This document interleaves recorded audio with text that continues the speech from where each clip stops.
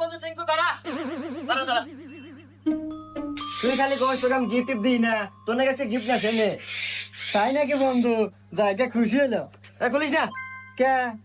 এই গিফট তুই তখনই খুলবু যখন তুই খুব বিপদ থাকবু, বিপদ তোর পিছনে ছাড়তেইছে না, তখন আমার কথা মনে হলে তুই এই সময় গিফট খুলবু।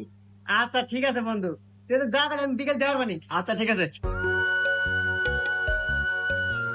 কে রে, তুই যে আমার থেকে সুদের উপর টিয়া নিলু, আজ 6টা মাস হয়ে গেল, সুদ তো দেশই না, আসলটাও দিতেছ না। ভাই আমার খুব ক্রাইসিস চলতেছে ভাই, আমাকে আর 1 মাস সময় দেন ভাই, আমি আপনার টিয়া দিয়ে দেবো। তোকে আর 1 সেকেন্ড সময় দিয়ে আরাম না, এ যে গাড়ি নিয়ে গেলাম, টেহা দিয়া গাড়ি নিয়ে যাস যা।